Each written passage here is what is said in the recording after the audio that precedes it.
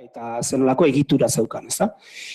Gero ura guk euskaratik frantsesera eta gaztelera itzuli eta Iparralde Fundazioaren diru batekin liburua ere atera ere egin genuen. Hain zuzen ere ulertzeko mikrorealitate hori. Beraz, xanen iritzitik nik ezpal positibo hori aterako nuke. Hau da, ez dago koordinaziorik, eratzerik, ez badago tokian toki errealitate bat aldatzeko, errealitate berri bat sortzeko asmo bat. Eta beraz, goitik baino, beti gora, Xuxen esan duen bezala, beharrezkoa dela. Gainera nik gehituko nioke horri ez dela aski egotea aktivismo bat. Behar dela izatea ere zera ikuspegi korporatibo bat. Eta ikuspegi korporatibo bat esan nahi du, talde bat biltzea, diagnostiko bat egitea, erabaki batzuk hartzea, erabaki horietan kateatzea beste batzuk, eta nolabait ere posizioa indartu duzunean, zure xedeak eta zure beharrak eta zure lehentasunak. Esan nahi dut, askotan aktivismotik euskaltzaleok oro har badugu hortik asko, beti agonia zera hori eramaten gaituen azirte edo zart ibiltzera eta jokatzera, horrek ezin gaitu eraman hitz egiten dugunean koordinazioaz, hitz egiten dugunean maila organiko goragokoez edo hitz egiten dugunean, ezin gaitu eraman gutxiestera urrats hori. Gorpuztu behar badugu eta koordinatu behar badugu, izan behar du gorpuztu garelako tokian toki. Eta hori, Euskal Herriaren bere burua geroratzeko, ez omen da hitz egokia, baina nik geroratu erabiltzen dut behin da berriro, Euskal Herria bere burua geroratzeko duen erronka horretan, azken 50 urtetan ez dugu beste ikasgairik. Nondik sortzen dira ikastolak? Auzoz-auzoko eskola txikietatik. Nondik sortzen dira gau eskolak? Auzoz-auzo edo iaia sakristiako taldetatik eta gerozko koordinazioetatik. Eta horrela dena berdin zain mendi taldeak diren, bertso eskolak diren, koordinazioan eman diren urrats guztiak. Lurralde edo herri ikuspegi batetik badute zera bat, ez da arrazoi bat beti gorakoa. Eta nik gehituko nioke, 21. mendean gaudelako, eta serioki eraginkorrak izan nahi dugulako, izaera korporatibo bat hartu behar dutela. Eta ezinbestekoa dela trinkotze organiko hori, dirurik egon, zein ez egon. Ezinbestekoa dela, errealitate berri batera, jauzi bat egin aurretik. Eragilei buruz aritu gara, administrazioari buruz ere galdetu nahiko nizueke. Ez dakit administrazio eta sumatu duzuen euskararen lurraldeen kontzientziarik, edo lehen aipatu ditugun horma eta eskumen muga horietan ito ote garen? Nik Ipar Euskal Herriari begira, orain arte administraziorik ez du izan, Ipar Euskal Herria ordezkatzen zuen administraziorik, eta azken urteetan bai kontzientziazio zeit badela euskarari buruz, baina euskararen lurraldeari buruz ez. Nahi dut, iparraldeko zein hautetsi interesatzen da euskararen egoeraz Gipuzkoan, Bizkaian edo Araban, edo Nafarroan. Alderantziz bai, egon da kontzientziazio zerbait, hegoaldean Ipar Euskal Herriko egoerari buruz, edo EAN Nafarroako egoerari buruz, batez ere nik uste dut aldaketa senditu zela Lizarra Graziren garaian, eta ondotik udaltza sortearekin eta nazio eztabaidagunearekin, tresna biziki baliosa zena begietan, desagertu zena eta berriz sortzeko ahaleginik ere ez dena egin. Nik uste dut bai bazela, eta Ibarretxe garaian izan zen halako kezka bat, Ipar Euskal Herrian euskara garatzeari buruz eta Nafarroan, gero krisi garaia itxi zen, lehenik Patxi Lopezen gobernuak laguntza guzi horiek murriztu zituen, gero krisi garaia, eta horre krisi garai badirudi parentesi hori istekotan da, baina parentesi horretan azken 4 urteetan atzera egin du, izugarri atzera egin dugu, eta ikus dezagun orain EAN gobernu berria dugula eta Nafarroan gobernu berria dela, ze egoistaki iparraldetik begiratuta erraiten dute, ze jarrera izanen dugun, ez? Nafarroan ikusten dudana komplikatu dutela gobernuaren osaketa eta konplexuz ari direla, oraindik euskararen gaian, atzo bertan atera zen Euskararen plana, iduritzen zait ez dute izan astirik, klaro, txostena irakurtzeko, atzo agertu baitzen. Henean badut olako susmoa, oraindik ere beldurrez ari garela eta ausartago jokatu beharko lukeela, ez. Eta hemen, ez dakit, orain gobernu berri osatu da, ikusiko du zer izanen den. Ipar Euskal Herrian, gose hori badago, baina ideiak falta dira, uste dute beti errena, lankidetza, helburuetarik, baina hori uste dute, horretik erretenen nazio eztabaida gunea bezalako egitura batek elikatu zezaken olako gose hori, gaur egun guk gogoetatu behar dugu, eta euskalgintzak gogoetatu behar dugu, eta ni badau, denbora bat erraiten ari naizela, etorkizuneko Euskal Herria nola koordinatu den, nola antolatu euskalgintzak adibidea eman behar duela, ez. Eta horri buruz urratsak ematekotan hor behar dela, ukatu gabe ditugun administrazio ezberdinak, ze realitatea hori da, hortik abiatuz nola egin dezakegu, eta euskalgintzaren koordinazio berria, gaur egungoa behar bada ez delako aski indartsua, koordinazio berri horrek ere finkatuko du beste arloetan, ekonomia arloan izan dadila, turismo arloan, gizarte gaietan eta beste, uste dut aintzindariak izan behar dugula hori Euskararen lurra.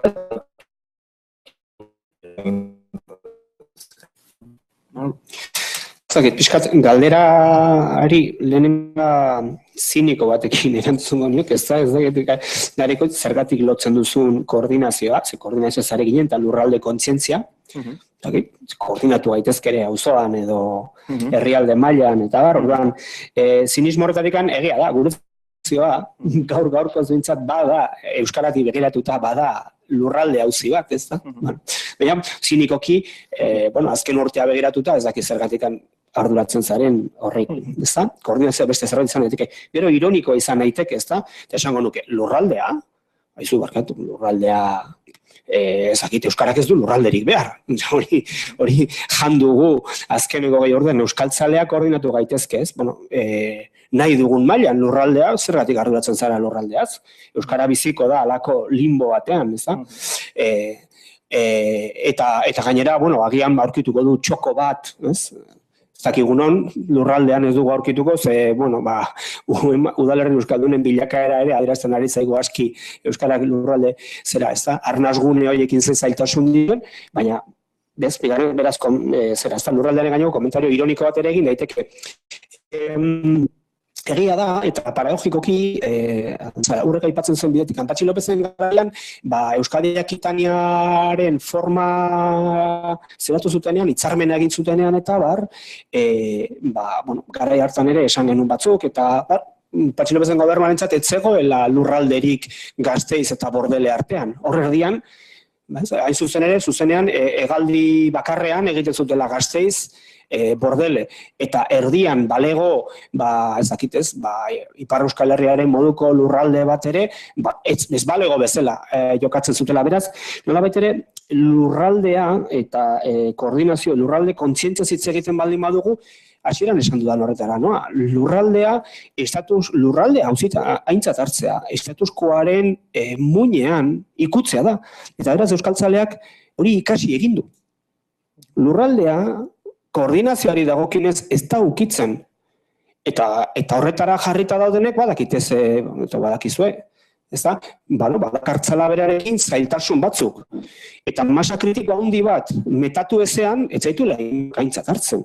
Masa kritiko hori, Kastronen elkarteak badu, AEKak badu, baino handik aurrera, lurralde kontzientziaren auzia onar dezagun gure zeratik, gure ahuleziatik, auzi oso kritiko bat dela. Eta hain zuzen ere, kritiko bat da, ez euskalgintzak bere pensamentuetan ala artikulatu duelako, baizik eta hor dagoelako, istilu guztien txinparta. Eta gero badago bigarren elementu bat guzti honetan, eta da, zen neurritan hasieran aipatzen nuen euskalgintza biozientzien sektoreko enpresa multzo bat balitz, emango litzaizkiokela laguntzak eraginkortasuna handitzeko ahalik eta produktu hoberenak sortzeko eta liderra izateko eta horren bitartez blaitzeko behar den guztia, ez da? Barruan eta kanpoan. Eta ez den aldetik egia da, urte hauetan, administrazioa eratu den neurrian, administrazio horrek beretzat hartu ditu. Lehen, gizarte mugimendu sozial batetik, euskalgintzatik, modu sozialan artikulatutako hainbat eginkizun, transferentzia bat egonda. Transferentzia bat, eta transferentzia hori deitu dezakegu kasu batutan beharrezkoa zen, beste batzutan beharrezkoa, ezinbestekoa, eskatzen zuelako formalizazio gradu bat, baina horrek berarekin ere ekarri du besteak beste auzi estrategikoetan pensamentuaren transfer administrazioak ahalik eta ondoen jokatuko dute. Baina jokatzen dute muga batzuen barruan, estatuskoa, eta bigarrena jokatzen dute legeak ezartzen dien lurralde eremuan. Eta beraz hor, lurralde kontzientzia ez bada termino sozial eta intelektualetan artikulatzen, ez dago modurik. Efektiboki, ekintza bidez, ez dago modurik. Ze barneratu dugu, esaten nuen estatusko horretatik eratortzen den filosofia. Euskarak ez du lurralde kontzientziarik behar du, hizkuntza kontzientzia. Orduan, nik uste hor autokritikoak izan behar dugula, eta ez bihurtu inoren kalte, baizik eta jabetu gaitezen, koordinazioa hitz egiten dugunean, koordinazioak euskararen kasuan dakarren auzietako bat lurraldearen dela, eta hor dagoela txinpartzen, zegoen pobreziaren kontrako plataforma bat bagina, koordinatu gintezke Bizkaia mailan. Eta aski lan izango genuke beste 1000 urte bizitare.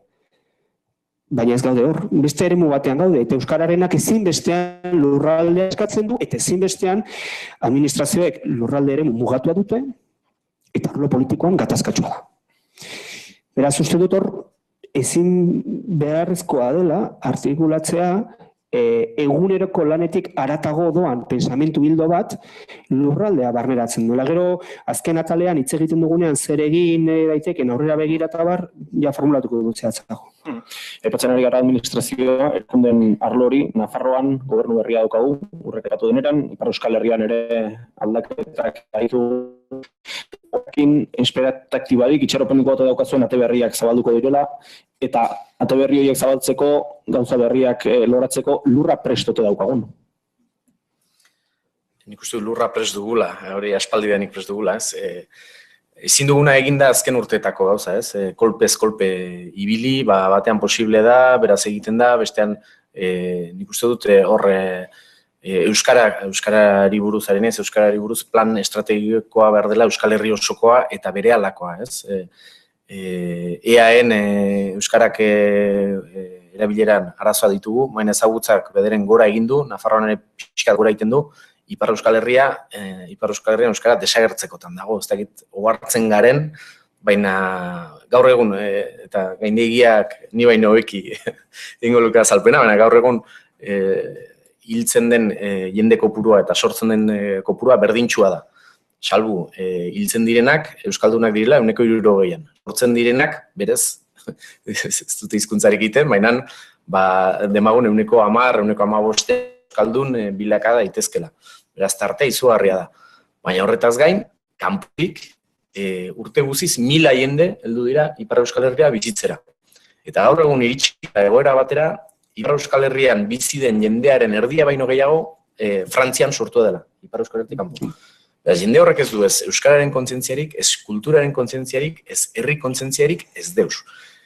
Eta ez bagara mugitzen, eta uste badugu hola egiten, askotan aipatzen dugu, eta ez nuke konparatu nahi, ideia hartzeko bakarrik da, Israel ari dela kolonizatzen asentamentuak egiten Palestinan, ari zaizkigu kolonizatzen frantses kolonoak, eta ez gara ohartzen, eta naturalki pasatzen da, baina gero emaitzak hor daude, erran nahi dute Ipar Euskal Herrian biztanleko ari da igo. Urtero 1000 herritar edo gehiago, dependitzen ze urteak diren, frantses jendeak heldu dira, mendi zoragarriak ditugulako, itsaso zoragarriak ditugulako, jendetasun handia dugulako, jendeari harrera egiten diogulako, baina horiek euskalduntzeko ez dago inolako plangintzarik. Ikastolak sortu nahi balin baitugu, segulako arazo legalak. Euskal salbu balin badago da beste batzu frontean gaudelako, bai Nafarroan eta bai Ipar Euskal Herrian. Eta frontoiek galtzen baditugu, euskararen eremua murriztuz joango da. Beraz, larrialdizko plangintza bat ezarri behar da, bestela pikutara goaz. Ipar Euskal Herrian euskara pikutara doa, beraz, salduko dizuegu ikastola garatzen ari dela, egia da, baina proportzioan batalla hori galtzen ari gara. Beraz, administrazioak eta momentu honetan badirudi nolabaiteko euskararen gaian adostasun bat egon daitekela 3 administrazioen artean, larrialdizko plan bat ezarri behar da segidan, bestela gero berantegi izanen da. Hor, datuak osatze aldera eta argitaratu dauzkagu eta eskanda dauzkagu, baina beti dira minberak. Ez da hor, Ipar Euskal Herrian uneetan datozenak bereziki gazteak dira. Gazteak dira, familiak dira, umeekin datoz, eta kostaldera datoz, eta 2020erako uste dutela, bataz beste, eta 30erako bataz beste, 40.000 lagun gehiago. Biztanleria 40.000 lagunetan aztea espero dute. Eta alderatzen baldin badugu kostaldea Gipuzkoatik Lapurdira bitarte horretan, maila guztietan ikusten da, etxegintzan, gaztetasunean, aktibitate ekonomikoetan, nola ari den transformatzen eta oso bizkor gainera Lapurdiko kostaldeak arte kode propioekin funtzionatzen duen. Beraz, hor genuke zertan arduratu. Ez da orain gutxi bakarren bati enplegua delako auzietako bat. Ipar Euskal Herriko gazteak enplegu bila edozein lekutara joan behar dutela barneratu dute Ipar Hego Euskal Herria etortzea arazo bat izan daitekela, eta benetan prekaritatea gaur egun ikusi da bada. Baina Ipar Euskal Herria ditu langile gazteak, prekaritatean bada ere, eta hori erabateko transformazio prozesu baten sartu dago. Kontestu horretan bakarren bati esan nion, noizko enplegu agentzia bat mugaz gaindikoa, gutxienik kostaldean, ezakit, Hernani eta Baion arteko enplegua, industria badago, zerbitzua badaude, jende prestua badago bi aldetan, lanerako gogoz dabiltzanak ere bai. Noiz... hori eta gaur arte. Eta hori enplegu agentzia bat sor dezake administrazioak, uste dut aukerak badaudela, sor dezake ere mugimendu sozioekonomiko batek, baina ez da sortzen. Orduan, adibide hori eman da, dena dela, eta pixkat, Garikoitzek egindako galderari begira jarrita, aldaketak eman dira, aldaketak garrantzitsuak dira, baina denbora beharko da. Eta denbora dio danean esan nahi dut, hasteko bakoitza badauzkala bere egunerokoak eta bere zailtasunak, logikoak direnak, kudeaketan, administrazioa zarinez kasu honetan. Eta beste alde batetik, denbora behar delako diagnostikoak konpartituz, komunak diren erronka batzuk, elkarrekin hobeto konponduko ditugula ikusteko.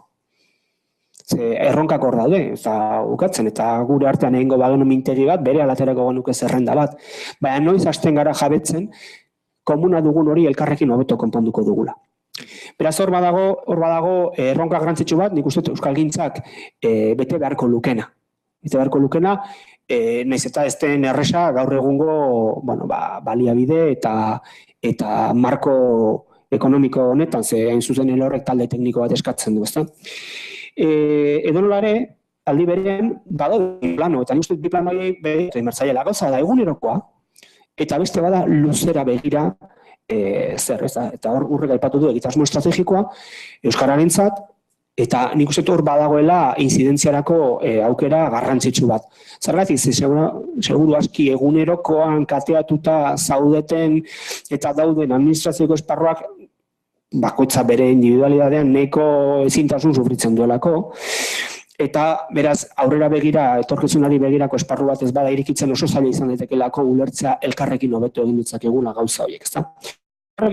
Narama eraberean ere beste gauza bat azpimarratzera, eta da, prozesu hauek, nolabait ere lankidetza prozesuak beti gorako prozesuak dira.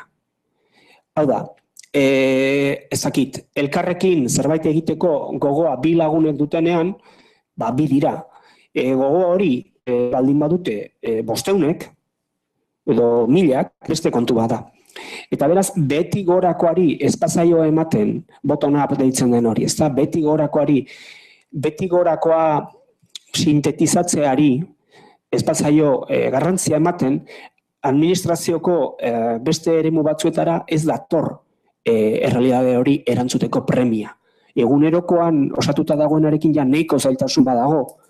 Beraz, nik hor bai, nolabait ere pixka bat ikusten dudala, nolabait ere lankidetzarako egon litezken aukerak ondo pentsatu behar direla, ez daitezen kantramilatu eguneroko ezintasunekin, beraz, ikuspegi estrategikoa, eta gero bigarrena, ezinbestean eta euskalgintzari datorkiona, beti gora egin behar du, administrazioa, estatuskoa dago, baina ez delako ezinbestean ere gaiztoa, edo ez dakitzeren kontra dagoena, ezik eta atzutan dagoenari erantzun behar dio.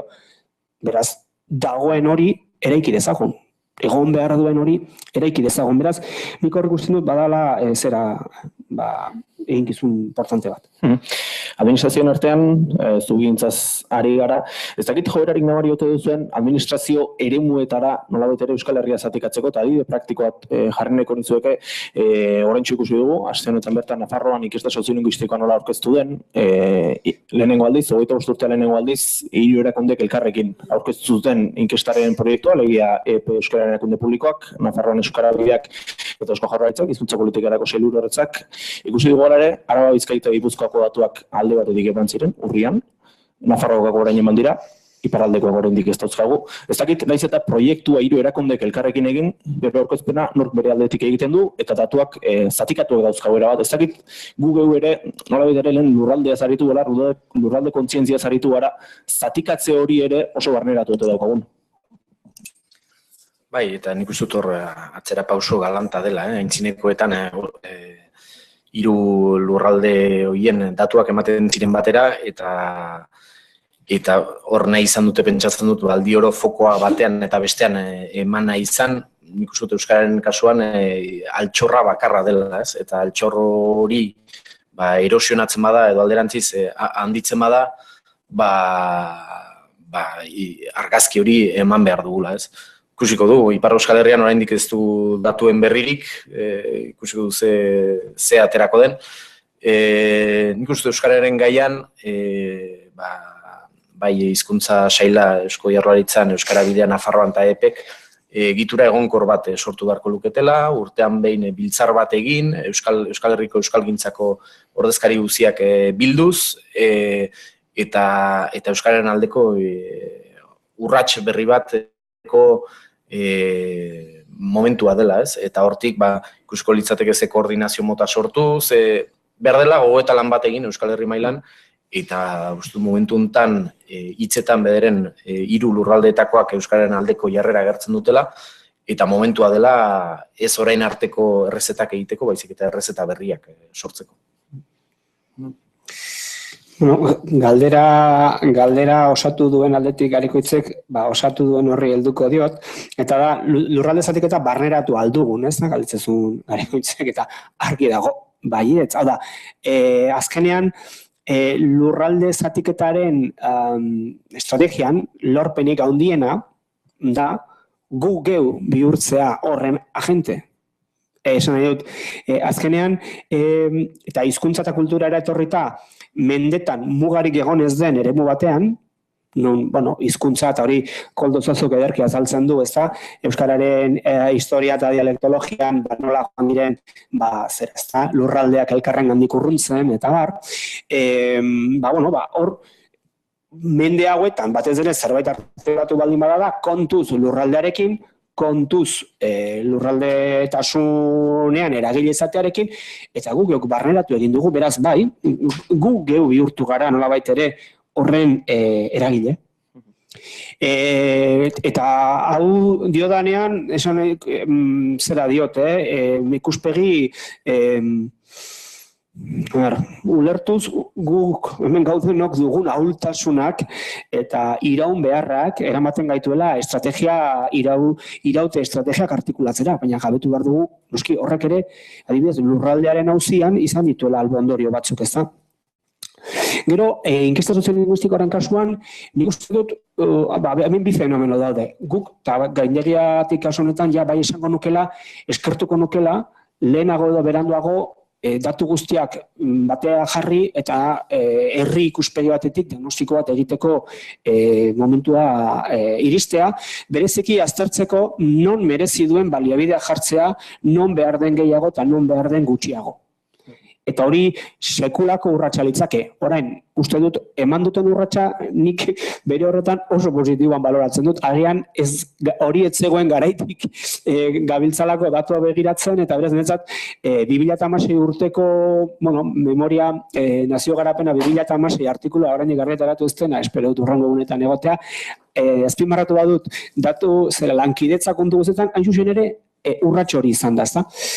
Egia da, ez zaiola herri ikuspegi bat eman, eta hemen agian azalpen bat ere beharko litzake, noski. Herri ikuspegi batetik emango bagenu, aparte betikoa estatus-quoarekin talka egingo genuke, administrazioen arteko lankidetza horretan, inkomodidadeak eragingo lituzke hainbat administraziotan, eta beraz agian lankidetza zailduko litzateke, justifikatzen ari naiz ez nukena, egin behar, baina egiten naiz. Inkomodidadea sortuko genuke, bestalde, seguramente Eusko Jaurlaritzak bere burua ikusiko luke, egin dudan alegin guztia, jarri dudan baliabide guztia, beste egoera okerrago batzuekin diluituko balitz, nire lanaren eraginkortasuna ere ez litzateke ikusiko, beraz, hor, kausa diferenteak egon litezke. Eta uste dut, ez dut uste onartu behar direnik, pentsatzen dudalako beste estadio batera bultza behar duela, tira behar duela euskalgintzak, baina uste dut, lurralde zatiketa soziolinguistikazko inkestaren adibide hartuta, aurrekontu publikoekin beste horrenbeste egin daiteke, euskalgintzak orain badaukala parada bat, bere buruari zita bat jartzeko urtebete barru, esanez oso ongi egin duzue, pasa ekarrezki duzue datuak, eta guk egingo dugu orain gure analisia. Agian, eurek egin ezin dutena, eragiten dizkelako auzi politikoak eta abarrekoak, euskalgintzak egin dezake. Horregatik izaten honik beti gorako hori, ezta? Aukerak badaude, aukera horiek baliatu egin behar dira, nahiz da batzutan inkomodidade batzuk. Eta argi daukat, ez dela ikuspegi estrategiko horik erekiko euskararen inguruan, ez badu egiten, hemen dagoen komunidade honek. Aukera badator, presta gaitezen. Aurrera begira jarri daitezen, inguru honi amaiera ematen joateko. Lehen aipatu dugu, batetik lurraldea edo lurralde kontzientzia hori, bestetik herri-zerriko jardunare bai. Ez dakit etorkizunari begira ikusten ote duzuen herri-zerriko jardun hori Euskal Herri osoko ikuspegiarekin uztartzea. Eginkizun hori ote daukagun, hori bideratzen nondik hasi beharko ote genuken, eta herri-zerri lanean ari diren eragile horiek nondik hasi beharko ote luketen Euskal Herri osoko ikuspegi hori beren herri-zerriko lanarekin lotzeko. Hori da gakoa, ez? Lehenik nola bultzatu herri dinamikak, eta gero herri dinamika horiek aski indar hartzen dutelarik, haien esperientzia besteekin partekatu, zeustut koordinazio hori dela, ez? Azken finean, esperientzia bat partekatzea besteekin, eta herri batean egin dugun lana, ondoko herrira zabaltzea, ez? Eta hainbat herritan egiten denean lan hori provintzia batean, ondoko provintziarekin, eta hola mugaz deitzen dugun bidasoaz gaineko harreman hori lantzea, ez? Lehen arrandu dana, sua azpitik behar dela martxan eman, eta hola lortuko dugula berotasuna gela guztira zabaltzea. Bestela, alferrik ariko gara, eta horrek ere noski baliabideak galde egiten ditu, baina nik uste dela kontzientzia hartze bat, eta orain lortu dugun tipi hori mantentzea, eta hori baino gehiago saiatzea lortu. Herri aipatzen dugu, eta nik ez dakit herri kontzeptuak udalerri moduan ulertuta zenbatean zaigun baliagarri. gaur egungo zera honetan. Eta adibide bat jarriko dut, beste motorrera pasako naiz, baina gu bagabiltza bentxe herri konsulta bat antolatu nahian, gure esku dagorekin batera Oarsoaldean. Eta jabetu ginen, udalerri bakoitzak bere konsulta izango du, bere galdera izango du, bere talde sustatzailea du, horrek dakarren koordinazio arazo handi batekin, baina jabetu ginen zen, eta udalerri bakoitzak dauka baitutako herritarrik. Eta lehenengo zen, hemen nola, batez ere beti parte hartzea ahalik eta zabalena izan dadin, hau da, ahalik eta jende gehienaren gara iritsi, ikuspegi pedagogiko batetik, entzun dezan zer den, erakitzeko eskubidea, zergatik den pertinentea, eta zer neurritan ez duen baldintzatzen bere posizioa, eta era berean nola jarrera proaktibotara ekarri, ezta? Gutxienez konsultari buruz hitz egitera, edo alba dute, parte hartzera. Eta jabetu ginen zen, eta zer berri deskubritzen honekin, ez dakit nola esan, hemen lan egin, bestean erosketak egin, eta bestean lo egin. Orduan, badago hor, nolabait ere mugikortasun izugarri bat, persona eta kolektiboena mugikortasun ez dudena fisikoa ere bakarrik izan behar, bizi dugun garai honetan, likidoa esango diogu, Bauman jaunaren oroimenez, eta horri erantzun bat aurkitu behar zaio. Herri zerrikako koordinazioa baliogarria da, baldin eta ari bagara herri mailako egitura eta proiektu ez. Baina pensamentua pixka gehiago maila konplejoagotara ekartzen badugu, jabetzen garena da, berehala prozesuak ez dutela zertan linealak izan beharrik, eta beraz agian artikulatu behar direla beste espazio batzunik, hori ez da, herria edo kontzeptu, lurralde kontzeptuaz gain, gutxinez sektore kontzeptua sartuko nuke, izan daitezkela sektore produktiboak, izan daitezkela beste erabateko sektoralizazioak, ez da. Eta orduan nolabait ere, lehenik nik hor bai ikusiko nukela zein diren euskararentzat eraginkorrak izan litezken eremu espazialak eta eremu sozialak, sozioekonomikoak, dena delakoa. Epatu dugu ere, erakunden esparruan, iparraldean aldaketak izan ditugula, azkeneko astegoetan, Nafarroan gobernu herria daukagu. Ez dakit horrekin arriskurik ikusten ote duzuen, herritar euskaltzaleen gain halako lasaikeria bat ere etortzeko. Badaukagu aldekoa den erakunde bat, beraz arke egingo du. Bai, nik uste arriskua benetakoa dela, eta hemen ezagutu dugu, hainbatetan arrantzaigu, bai, garaietan, ikastolen sorrera, eta eraman zen kontzientziazio, eta azken finean hil alabiziko borroka hori, euskaren aldeko alabiziko borroka hori, jendek misio hori hartu zuten eskutan, eta egun badirudi hori ez dutela hola senditzen egin lurraldean, ez? Gertatzen da, euskararen borroka ez dela oraindik bukatua, ez da, inundik ere ez. Guk kezka hori ere ikusten dugu, adibidez, ikastola bat sortzeko Aljeko deitzen dituguna edo barrakoiak deitzen dituzuen horietan, hainbat urtez egon da gero idasurekin, berogailuak ela berotzen eta hor gurasoak mugitzen dira,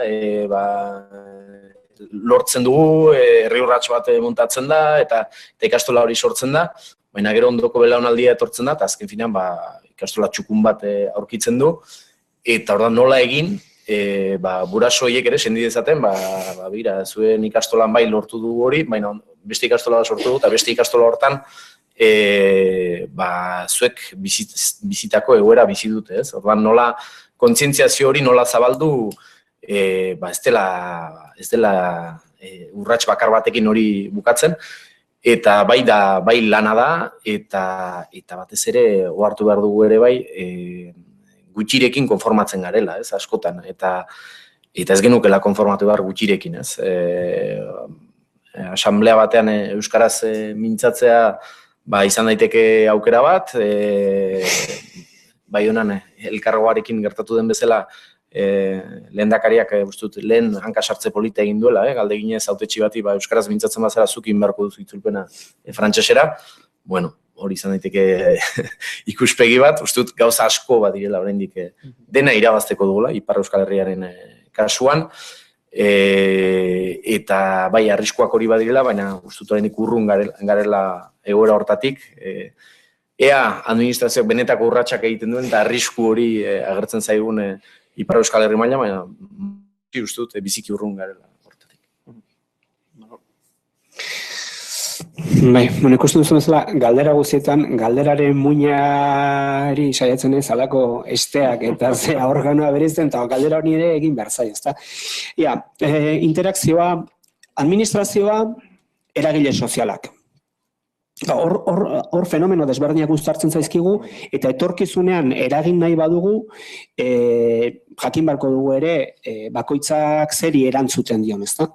Esate baterako, bizigaren gizartean, 21. mendean, administrazioa bada eskubide batzun, zaintzaile edo garante, bereziki eskubide batzuk ejekutatzeko ezinbesteko oinarri bat. Eta hori ezin dugukatu, 21. mendean bizigara, esan dezagun, eskubideen gizarte batean, eta eskubideen gizarte batean, zalantzari gabe, forma administratibo bat hartzen du.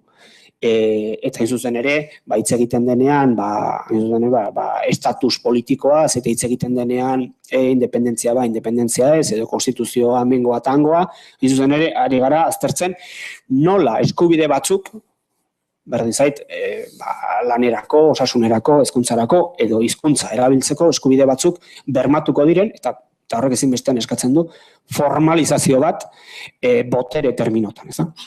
Beraz, alde batetik badugu administrazio bat, eginkizun hori betetzeko duena, lehen hasiera-hasieran aipatu dudan estatuskoaren muga guztien barruan.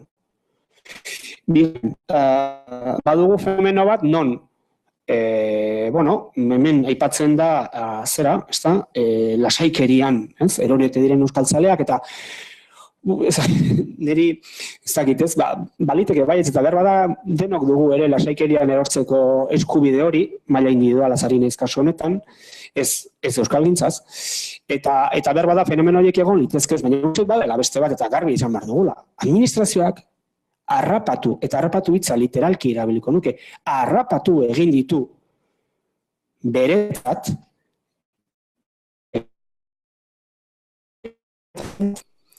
lehen esan dudan, biozientzietako enpresa sektorea bagina, ez genuke arazori inork, ez diguke esango nola antolatu behar diren enpresak, inbertsioak nolatu behar diren, nola ebaluatu behar diren emaitzak, eraginkorra zaretu, segi, eta alik eta diru gutxien eskatu. Euskararen kasuan alderantziz gertatzen da, ezta? Hau da, hezkuntzari dagokion atalean, lasai, nerekin hitzartuko duzu, bestean berdin, ez? Eta horren arabera nik baliabide batzu jarriko dizkizut edo ez. Atzean, daukagun, estatuskoa zaintzeko ardura horretatik, eta ez horretatik bakarrik, seguramente beste liderazgo batzuk sortzeko asmotik, eta bar. Orduan, nik euskaltzalearen lasaikeriarekiko badut alako zera bat, alako zera hon bat, sensazio hon bat, naturala den aldetik, baina uste dut, jabetu behar dugula, administrazioak bere egin dituela, nire ustez, paktatu behar zituzkeen hainbat kontu. Eta horrekin ez dut esan nahi, herri honetan egoera erresak bizitu direnik, ez dut esan nahi, gertatu diren guztiak izan direnik, bide bateratzaile batera ekartzeko eginak, eta kontu, Ez naiz gutxi estenari gertatu den guztia, baina gertatu den guztia alde guztietatik. Eta hor badago, nik esango nuke, euskalgintzaren eraginkortasuna gutxitzeko, badago desjabetze bat. Beraz, aurrera begira ekarriko banu hori, eta aurrera begira nik uste dut ezinbestekoa dela, interakzio baten bila joatea. Eta bizi ditugun garaiek nik uste eta aukera ematen dutela, ez bakarrik garai politikon honetan aldaketa batzuk gertatzen ari direlako, estatuskoa ez aldatu, ez lurraldearena eta ez kulturala, baina nolabait ere gure baitatik soluzioak aurkitzeko premia inoiz baina handiagoa delako. Handiagoa da, euskararen normalizazioan eman diren urrats batzuk bere tope presupuestarioa, legalak eta aurkitzen ari direlako, eta gehiago behar dugu, bizi dugun mundu honetan non administrazioa bera ez den lortu nahiko lukeen guztia, edo administrazio euskalgintza komunidadeak lortu nahiko lukeen guztia lortzeko gai.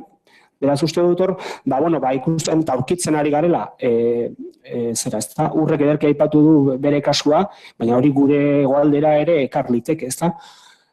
Orduan, uste dut hor, muga batzuk aurkitzen ari garela eta muga horientzat erantzunak behar ditugula, eta erantzun hori ezin bestean lankidetzatik, datorrela, egin batean, interakziotik datorrela beste batean. Lankidetza egon daiteke eginkizun banaketa, eta eginkizun banaketa horretan, Euskalgintzak gaur egun ez dituen eginkizun batzuk ere hartu beharko dituela. Beraz, hor, nik uste dut, badagoela ibilbide oparo bat egiteko, ezta? Baldin eta gainditzen badugu beldur hori, ezta? Eta beldurra zuzen ere da, eske, status quoan gai hauek ezin dira ikutu. Eta bestetik, gainera, honek niri protagonismo politikoa edo elektorala kentzen dit edo ematen dit. Orduan, hori dela gainditzeko. Adibide bat aipatzearren, egun hauetan dantzan dabilena, ezta? Autonomia erkidegoan, Confebaskek dauka enpresen ordezkaritza. Legebiltzarraren aurrean, ekonomia eta gizarte kontseiluaren aurrean.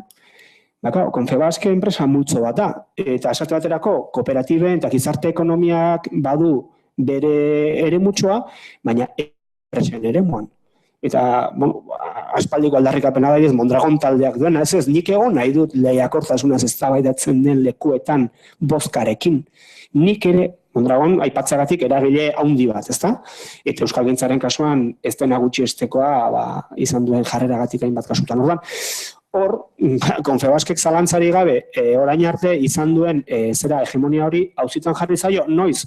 Beste garaiak estutu direnean, enpresa elkarte berri bat sortu denean, eta gero sindikatuak ere, mintzat, Euskal Herria, egoitza nagusi Euskal Herrian duten sindikatuek, erabaki dutenean beste bide bat hartzen hastea. Orduan, uste dut hori interakziorako aukerakoa daudela, eta interakzio horietan esparru berriak irikitzen ari diren aldetik, Euskararen kasuan, esparru berri horietan liskartu izan gabe, administrazio eta Euskalgintzaren arteko zera horret, ardura banaketan, eraiki daitezkela aukera berriak, kontsentsu berriak edo banaketa berriak. Bukatzeko, aipatu dugu, solasaldi honetan behin goiotan, garai aldaketa batean daudela. Ezakit militantzia ereduan eta eragileen jarduteko moduan ere berpentsatu bat emateko momentu eritxo duen. Nik errango nuke ez. Momentuz, formula zarrak hortan bai militantzian erabili beharko ditugula. Esplikatuko du zergatik. Gia da esperantza bat sortu dela, Euskal Elkargo bat sortu baita, baina momentuz ez dago ezer irabazia. Eta espero dut ez, baina nintzateke harrituko datozen aste edo hilabetetan berriz ere egoera gatazkatsu bat sortzea, tren hori gure aurretik pasatuko delako eta arriskua handia duelako euskara bidaiari gisa ez hartzea. Beraz, bai, lehen pareta bat genuen, eta ez genuen aterik, orain pareta bat ate batzuekin dugu, baina ate horiek iriki behar ditugu, eta uste dut indarrez sartu behar garela hortan, hartu zentzunean, erran dut, euskarak toki osoa izan behar duela egitura hortan, eta beldur naiz, tren hori bidaiari bat gabe joanen den. Gero egoera ere, hainbat egoera, lehen aipatu dut, Ipar Euskal Herrian larrialdi egoera dela, euskararena, eta joaten den orduakots egoera geroz eta larriagoa da, eta horri aintzin egiteko aintzin egin behar digula, eta neurriak hartu behar ditugula. Nik aldiz baietz erantzungo diot galderari. Nik uste hor, aldaketan, nik militantzia kontzeptuaren aldaketan ez nuke milimetro bat atzera egingo. Esan nahi dut, uste dut konpromisoa eta konpromiso hori modu militante batean gauzatzeko ezinbestea erabatekoa dela dagoen premia, ezta? Beraz, baina uste alde batetik hori egonda ere, beste aldetik lanak eginkizunak eta funtzioak bereizi egin behar direla, eta eginkizun batzuk bete daitezkenak modu profesional batean, eta beste batzuk ezin direnak modu profesional batean bete, ezta? Eta nolabait ere horrek agian eskatuko digu etorkizunan ere funtzio desberdinak implementatzea. Zer esan nahi dut horrekin, nik Nire behintzate, bai nazio garapen ikuspegi batetik. Eta baitare euskalgintzara etorrita zera, euskalgintza nire burua euskaltzaleen komunidadean jarrita, baina ez behar bada euskalgintzako kide. Euskalgintza esan nahi dut elkarte batean ez naizelako ari diot. Uste dut lidergoak eraiki egin behar direla, eta lidergoak eraikitze horrek ez duela ezinbestean esan nahi lider horrek bere ordu guztiak xahutu behar ditunik elkarte bateko eguneroko ezintasunak kudeatzen. Beste modu batera esango dut. Euskarak garai berrian masa kritikoa behar du, eta masa kritiko hori behar du lehen auzitan jartzen banon herriaren kontzeptua, udalerriaren kontzeptua, edo lurralde kontzeptua, esango luke orain masa kritikoa behar duela sektore. Eta sektore guztietan egon behar duela euskaltzaleen masa kritiko bat agerikoa eta artikulatua. Eta nolabait ere beraz, hor joan gaitezkela lidergoak eraikitzen eta eginkizunak banatzen, ezta? Eta eginkizun horietan parte bat izan daitekeela profesionala, eta profesionala eskatzeak esan nahi du estandarizatua, ibilbide jakin bat daukana, eta nolabait ere eragin jakin bat lortu behar duena, baina horren parean, bizi dugun gizarte multi honetan, eta nahi baduzu likidoa ere dezakegun honetan, bat artikulatu behar dela. Eta masa kritiko hori ezin dela izan bakarra. Izan behar duela eremu bakoitzean berea, eta nolabait ere oso identifikatua gainera personekin. Ezta? Nolabait ere baditugu alde batetik eragileak, eragileak, sektore batean edo bestean ari diren agonen edo bestearen alde, euskalgintzaren ikuspegitik ari naiz. Baditugu gero afektatuak, hain zuzen ere, administrazioarekiko harremanetan zerbitzuak jaso ez dutelako, edo, eta hor bada beste perfil bat, eta gero baditugu erabiltzaileak.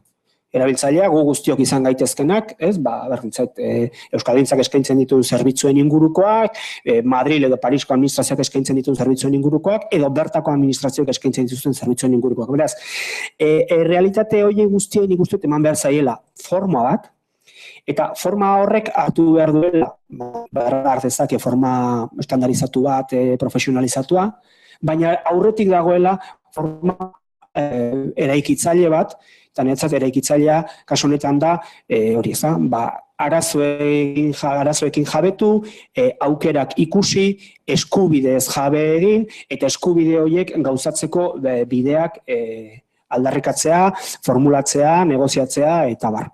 Beraz, masa kritiko, militantzia kontzeptua ezinbestekoa da, baina aldi berean aldatu behar duguna da, aldatu behar dugu gure oinarrezko uste hori, ezta? Artikulatuta dagoen euskalgintzak egingo du egin behar dena, ez horixe. Euskalgintza iristen den lekuraino, dauzkan mugen barruan, eta bar. Eta aldiz, euskararen zerak, lan esparruak, irabazteko dauzkan esparruak, oso zabalak dira. Eta hor, euskaltzale asko sor liteke oraindik, sortu beharko da oraindik, eta uste dut interesantea dela hor zentzu horretan eragitea, ezta? Pediatra euskaldunak eskatzen dabiltzan gurasoetatik hasi, eta ez dakitez, hainbat esparruetara. Batzuetan aukera gehiago egongo dira lortzeko, eta estatzutan gutxiago, baina hor, zabaldu beharra dago, eta hor, militantziaren kontzeptua, kontzientziaren abezela, erabatekoa da. Nire aldetik, ez dakit galderarik, komentariorik edo zerbait esatekorik inor bate daukan.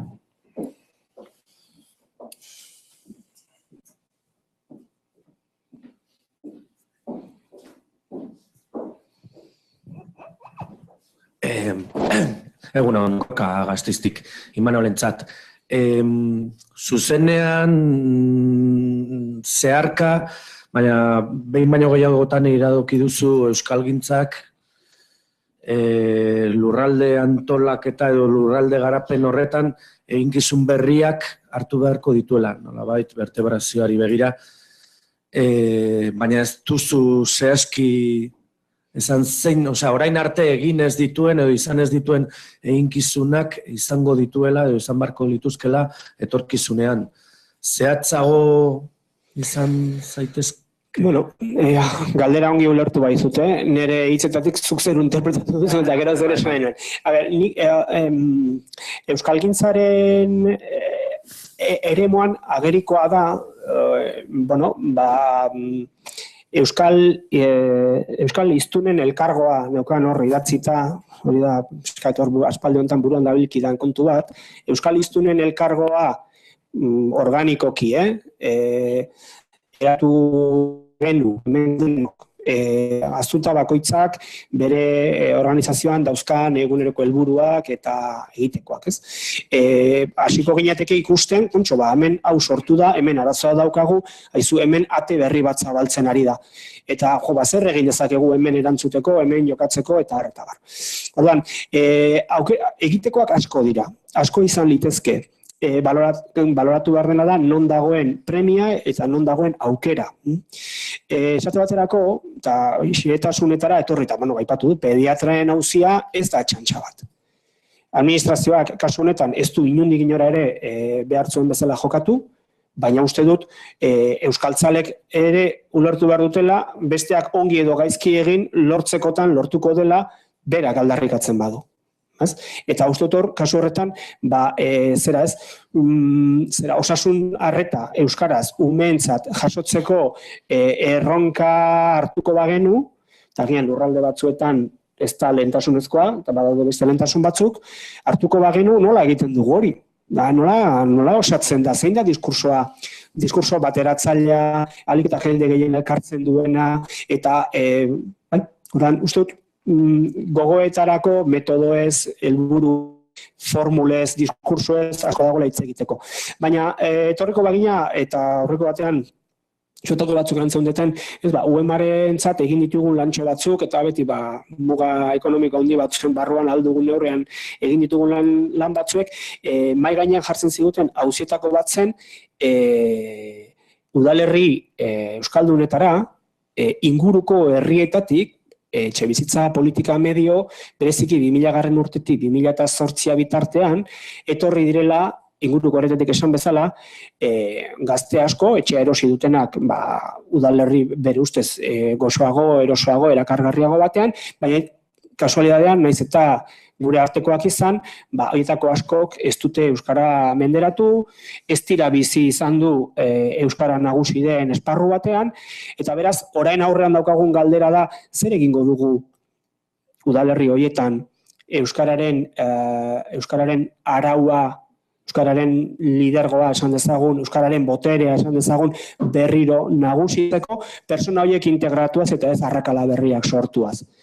Hor, ja ez gara ari administrazio zikoitz baten kontra zer egingo dugu. Ez, ari gara, esate baterako, eskolako guraso taldeetan zer egingo dugun, bai ikastetxetik, bai guraso elkartetik nahi baduzu, bai euskaltzale ikuspegi batetik, harrera eraginkor bat lortzeko, ezta? Eta horrez du balio hitz egiteak euskararen mendetako zapalkuntzaz. Hor beste formula batzuk artikulatu behar dira. Horregatik diot, nik uste, euskalgintzak badituela esparru berriak irabazteko, eta horri ere eman behar zaiola gogoetarako momentua, esan bezala, gero, baloratu zein diren urgentziazkoak, zeintzuk ez diren, zeintzutan dauden zerbait lortzeko aukera, zeinetan dagoen aukera gutxien, eta gero nola bideratzen ditugun edo errazten ditugun, ez? Gainera, diru gutxiago egongo den garaietan.